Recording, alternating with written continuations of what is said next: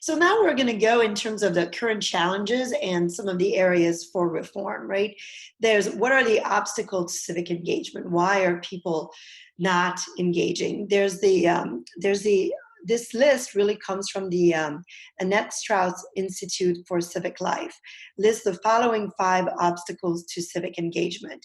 And maybe one thing that we could do, Kim, is as I go through the obstacles, since you are incredibly involved, maybe you could share some of the ways that you counter or how you look at that obstacle as perhaps an opportunity, how you get over that obstacle. Lack, and so we'll do this kind of little bit of back and forth here. The first one here is the lack of civility. So for most citizens, yelling about politics is a turnoff. But the political arena is fast becoming a hostile territory as politicians and their operatives rely on ad hominem attacks, name calling, innuendos over earnest efforts at persuasion. The lack of reasoned discussion and debate introduces noise and distraction into the national conversation and increasingly alienates the public. And I know that's a big reason why so many women don't engage, lack of civility. How do you look at lack of civility? I guess you have to be the change that you want to see in the world, right? Well, I always pose the question, do you want to be right and change no one's mind? Or do you want to give a little and persuade them? If someone walks up to you and calls you stupid or an idiot, I mean, you immediately turn people off, right?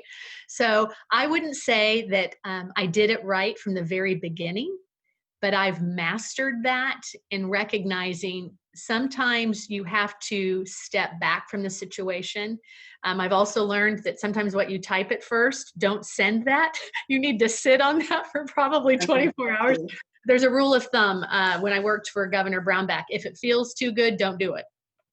So that was, when you it's hard to put down the boxing gloves. And then to also, I think another piece that's helpful in overcoming this idea of lack of civility is that it is human nature to go to anger, I think, when there's insecurity.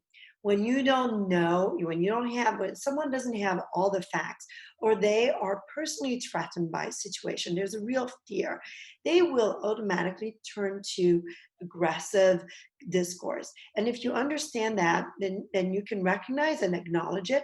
And also, you have to be in a position to not be, like you said earlier, not be the messenger. You can't change people's mind in just one conversation. You can only instill doubt.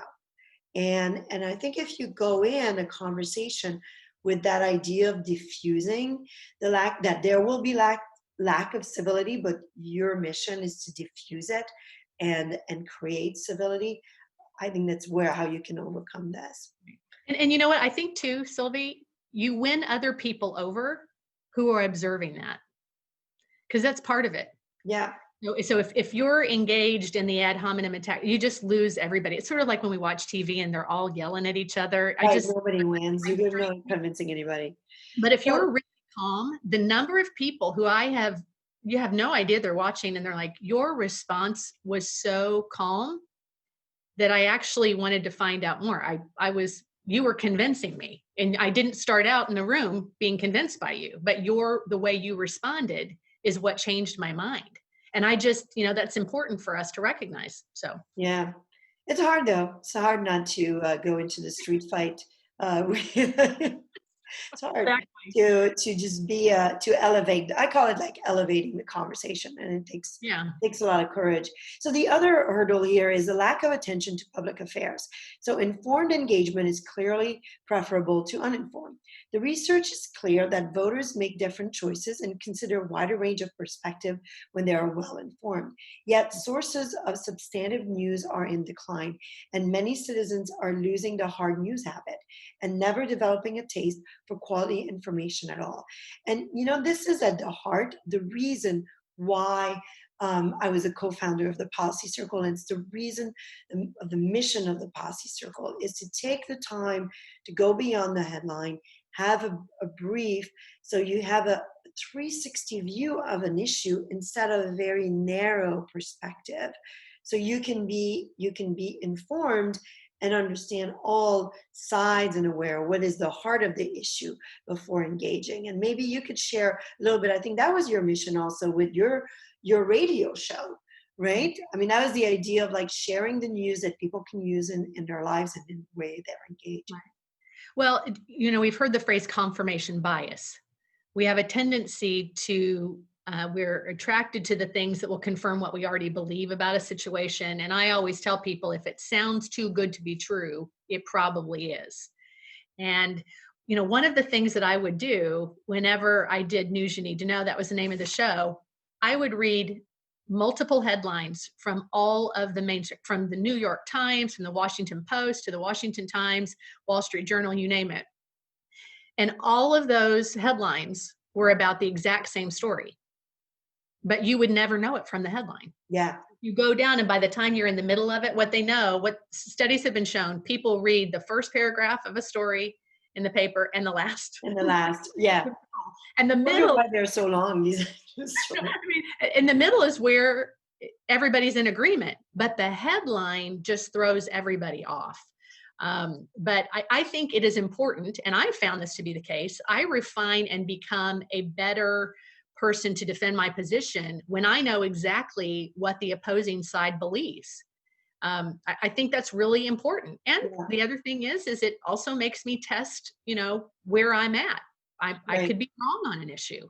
And I think if you have the humility to admit that's a really important part of working in a community.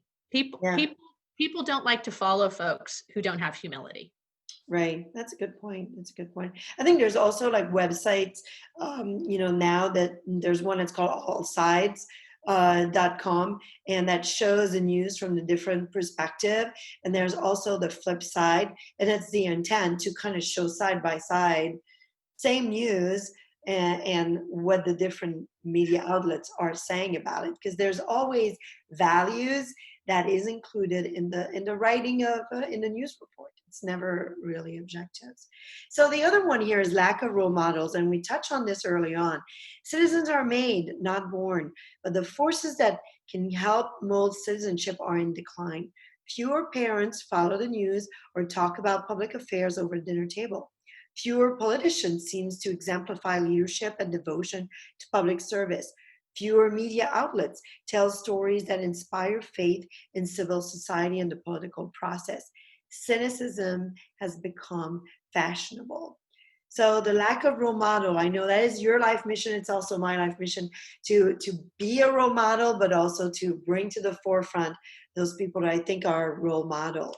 So, and I think that's something that as a citizen, it's a real form of civic engagement, I think, to be a mentor and to elevate those who should be a role model. Because a lot of times you don't know that you should be a role model, right?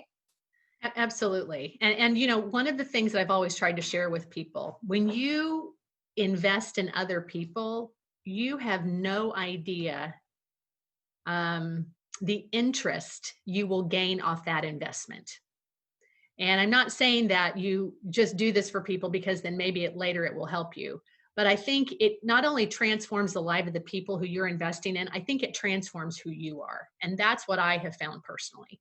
And so many of the young women who I mentor, and I would say too, I mentor young men. Little did I know that, but my name was cited when a young guy was interviewing with the governor, and he said to mention three names, and he goes, "Don't mention your former boss who you worked for." It was another governor. And I was told later that he had referenced me, and he was a young guy in his 20s. I had no idea that I was a mentor to him. And so I think that's just something to be mindful. People are watching you. Yeah. And the little things, it can seem the littlest thing. You're like, that meant something to somebody. So I just think we have to be mindful of that. Yeah, no, it's true.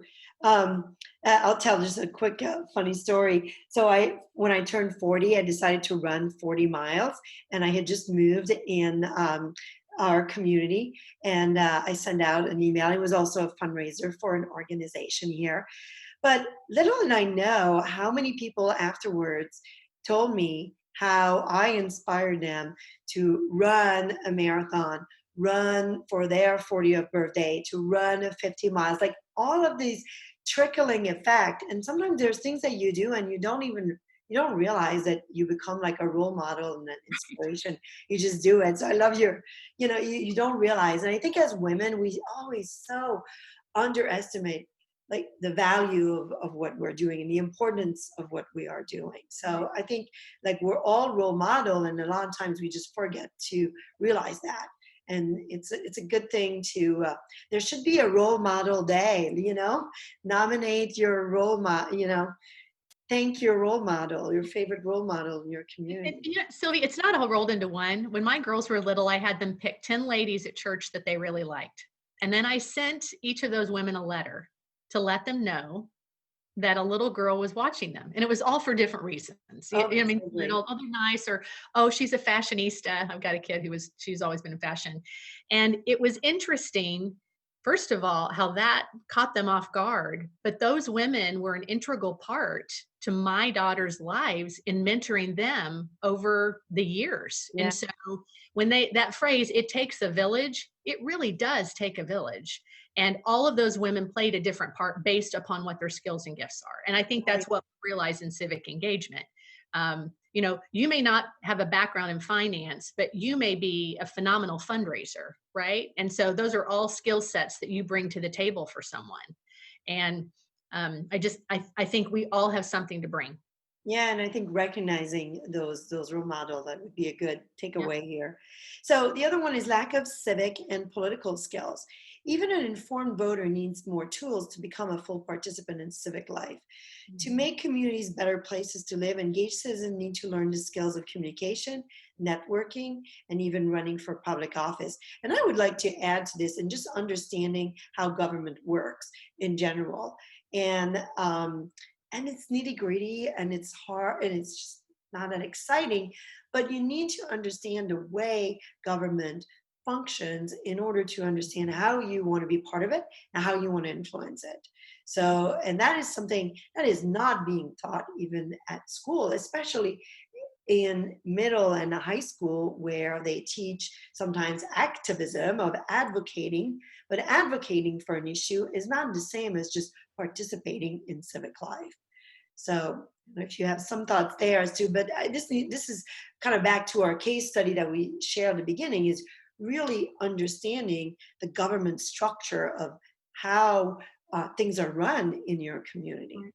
Well, Sylvie, as you mentioned, as this is being recorded, we're in a pandemic, right?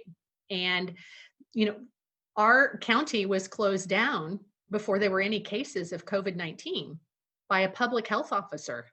And I'm thinking, I don't know who this person is, and can he do that? And is there a process by which he needs approval from an elected official? And I've been involved in politics for 20 years, and I've learned a lot about county government and the authority that a public health officer has in a community. Um, One could say that I don't necessarily like how much authority, so I'll probably be working on legislation to modify that. But you're right. You can advocate for something, but if you don't know how the process works or who the decision makers are, you could be spending all of your energy and time in the wrong place. Yeah. And that was one of the things that I feel like I've been able to bring to the table. The number of people who know that I am civically engaged and politically engaged, people calling, I don't know what to do. Who makes a decision? Who should I write a letter to? How do I write that? And I think you can always get, you can make lemonade out of a lemon. We've had a bit of a lemon. So my lemonade has been helping people know about local government, how it works and who the decision makers are. And also saying there's two things you can do. If you don't like it, you can vote, and two, run for office. So I've actually got a gal who might be running for office through all this, but Well, it yeah. but it takes an investment of time and energy to aid people to know But how to. it's true that this crisis really heightened people's need and craving to understand how local government works. Yes. Because, like, for instance, county level governments, you're like, why do we have this structure of county?